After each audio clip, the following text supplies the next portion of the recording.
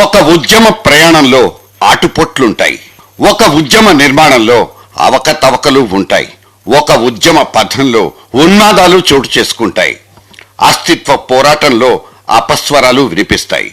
రాష్ట్ర విభజనలో అత్యంత కీలకమైన ఒక చివరి అంకంలో మనస్తాపాలు కలగజేసే పరిస్థితిని పుట్టించిన ఒక సంఘటన గురించిన ప్రస్తావనే ఇది. మంగళవారం నాడు ఢిల్లీ ఏపీ భవన్ సాక్షిగా లోక్సత్తా అధ్యక్షుడు జయప్రకాష్ నారాయణ పట్ల తెలంగాణ లాయర్ల సంఘం వ్యవహరించుకున్న తీరుతెన్నులు ప్రజాస్వామ్యాన్ని పరిహాసప్రాయం చేశాయని చెప్పక తప్పదు.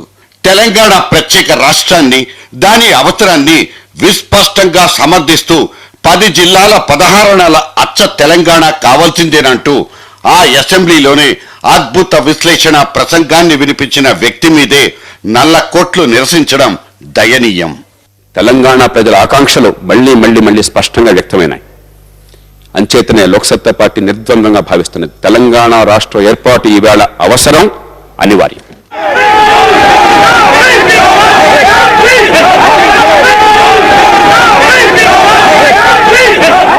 లాయర్లంటేనే వాదనల పునాదుల మీద బతికే వాళ్ళన్న ప్రాథమిక నియమాన్ని, తమ చదువుకు చివర ప్రమాణాన్ని మనసా వాచా స్వీకరించిన వ్యక్తులు.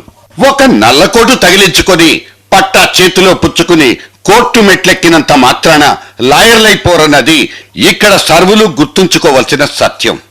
న్యాయం కోసం ఎవరొచ్చినా ఆ ధర్మాసనాలకు తమ వాదనల్ని వినిపించి న్యాయాన్ని గెలుచుకోవడమే వాళ్ల వృత్తి ధర్మం.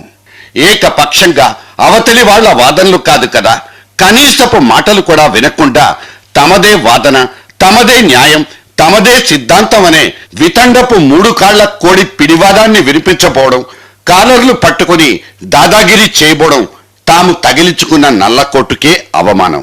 ఒకవేళ ఇటువంటి నిరసన ప్రదర్శనల్లో మరెవరో జొరబడి ఈ పని చేసినా అందుకు బాధ్యత వహించాల్సింది ఖచ్చితంగా నిర్వాహకులే. ఉద్యమాలకు ఊపిరి పోసేది అలుపెరుగని పోరాట పటిమైతే అవే ఉద్యమాల ఊపిరి తీసేది ఉన్మాదం. ఢిల్లీ ఏపీ భవన్లో ఇవాళ జరిగిందేమిటో ఆ నిర్వాహకులే నిర్వచించుకోవాలి.